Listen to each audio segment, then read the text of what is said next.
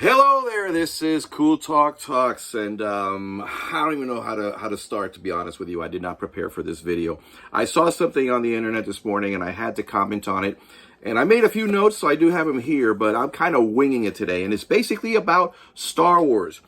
They're making a new trilogy. Starts in 2026. It's called, I don't know what it's called, but it follows the adventures of Rey Skywalker, which I would have preferred they would have just called her Rey Palpatine, and let's just bite the bullet and go with that. She is a Palpatine, not a Skywalker. But anyway, they're following her. She's training the new Jedi Order. Now, they hired a director for the movie, and her name is Sharmeen Obaid Chinoy. She's a Pakistani woman, and she's won 2 Oscars in the documentary field. Why am I here? All right. A video popped up about 8 years ago where they were interviewing her. And what she said was, I like making men uncomfortable. I like making men uncomfortable. I want them to go to the mirror, look at themselves, hate what they see, something like that. I'm paraphrasing. Hate what they see and try to change. Let's say, I don't know the context, and it was 8 years ago. She could have evolved from that sentiment, even if it was male bashing or anything like that. However, she was hired to do the new Star Wars, and she said that it was about time that a woman stepped forward to shape a Star Wars story or narrative. I'm paraphrasing. She didn't say anything about what she's going to bring to the table, how she's going to change the narrative, what adventures Rey is going to go on. She's making it like, isn't this exciting? We got a female director. However, she says she's the first female director. She said that. And it turns out that she's wrong. Before I get to that, CNN tried to cover for her later and say, well, she's the first female director of Star Wars stories who's a person of color because she's Pakistani. Turns out they were wrong too. And we'll also get to that. They tried to flip it around. Now, when you're going to promote a film, you don't promote it based on your own politics or your personal agenda that you may have. I want you to give me a reason to go see your movie. Now, the original fans of Star Wars going way back, and by the way, I'm an old boomer, so when I saw Star Wars, I loved it, but I was already about 16 or so I did not live being that 12-year-old boy that has the bed cover with the Star Wars logos. I didn't collect Star Wars toys. I didn't have Star Wars curtains. None of that. But a lot of kids did go through that. And as I got older and I had my own son, it was a delight for me to show him, back then on VHS tapes, the original Star Wars trilogy. Then they released it in the theater, and the special editions, we went to see that. And then finally we went to go see Phantom Menace. Now, when I want to say something about Phantom Menace and the prequels, I should say, which were not very successful. So quality matters. And one of the things that George Lucas did was not hire a particular woman that I'm going to be mentioning later on. So yes, women are important in the film industry, but not pandering and politics. Okay, I'm digressing. And I'm reminded of Elizabeth Banks. She's the one that she wrote and directed the last Charlie's Angels movie. She laid it on thick that she was a female director. But she said, men make women go to the movies with them to like tag along. And it's about time that men return the same effing favor. People clapped in the audience, but it didn't give me a reason to go see the movie. I want to know if the movie is good. I want to mention Iman Valencia. She's an actress. She's about 20 years old. She's young. She was one of the main actresses in the Marvels. And by the way, I did see Ms. Marvel on Disney Plus. I liked it. It didn't do very well, but I did like it. And Iman Valencia has a charm. She was the best thing about the Marvels movie. And I'm not just saying that, okay? She was good. Now, when they interviewed her, they asked her about her character, Ms. Marvel, and she said something along the lines of that when she read the comic books of Ms. Marvel that she didn't know about, and she read them, she felt represented, that it was like looking at a mirror. And all that is all good. All that is very, very good. However, the problem with that is, give me a reason to go see the movie. I'm not going to go see your movie because you're feeling represented. It can't be all about I, and so on and so forth. I want it about me, and me. I'm the one dishing out my cash. Kathleen Kennedy. When they're talking about, oh, women have not been shaping Star Wars. This female director, this Pakistani lady, is the first female director. Well, Kathleen Kennedy has been running Lucasfilm for the last 12 years, okay? You have Rogue One, where the lead actress is a woman, the lead.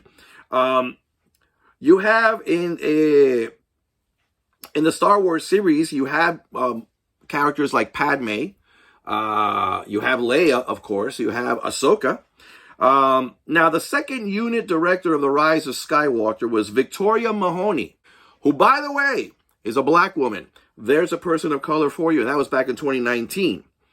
Bryce Dallas Howard directed, I think, all, if not most, of the Mandalorian series. Deborah Chow was directing Kenobi. This is not even to mention the crew. And now I'm going to go back to George Lucas. George Lucas, when he made the prequel trilogy, the movies were not as good as the original trilogy. Stunted acting, the pacing was off, and all of that. And now I'm going to mention a woman in his life, which was his former wife, Marcia Lucas. She was the editor. She was the editor of the original Star Wars trilogy, all three. And she had a lot of input when it came to Indiana Jones as well. It's too bad they got divorced, because she would have been around to edit the original prequels and perhaps told George Lucas, look, you're going in the wrong direction, dear. Let me handle this. Let me fix this.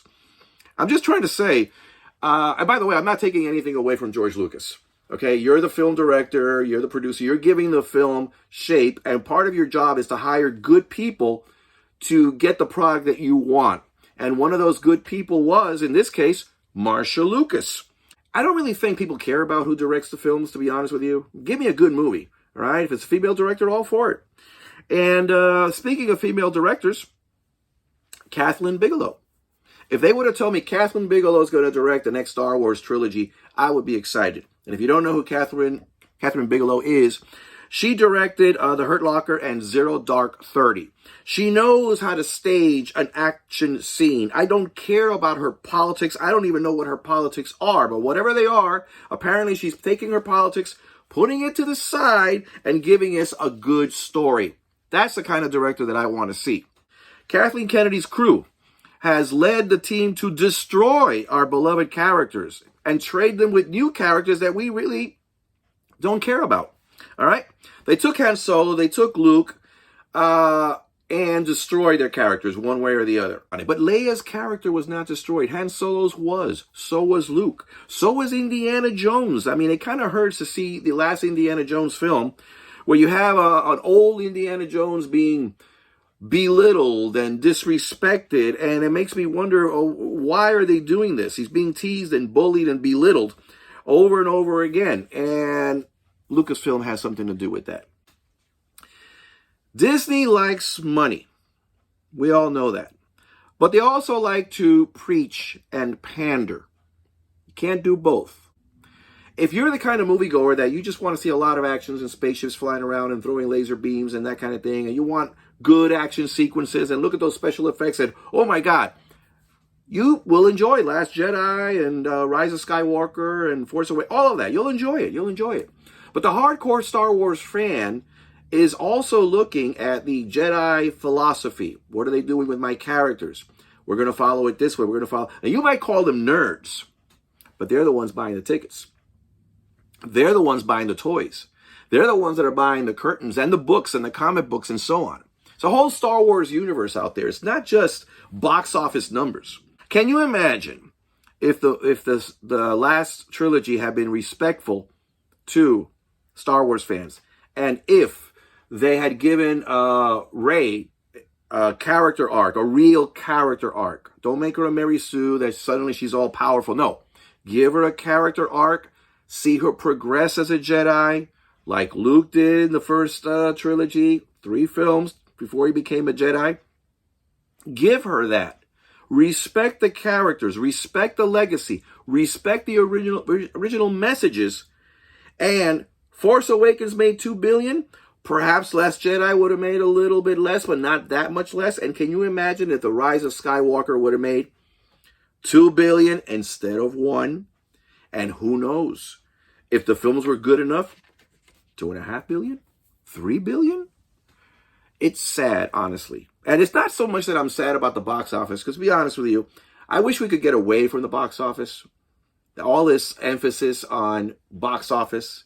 And you have all these social media people out there that they destroy a movie before it even comes out. They tell you months in advance, this movie's going to suck, it's going to suck, it's going to suck, it's going to suck. And then it comes out, you see, I told you it sucked. And then people are disinterested before they even give the movie a chance. I really hate that. But outside of that, can you imagine if they had gone that way? If they had gone that way. So now they're making a new trilogy. Starts in 2026, following Rey with Daisy Ridley. And I like Daisy Ridley. Okay, I think they did her wrong. I think the problem was in the writing. All right? But let me say something about females, lead characters in the movies.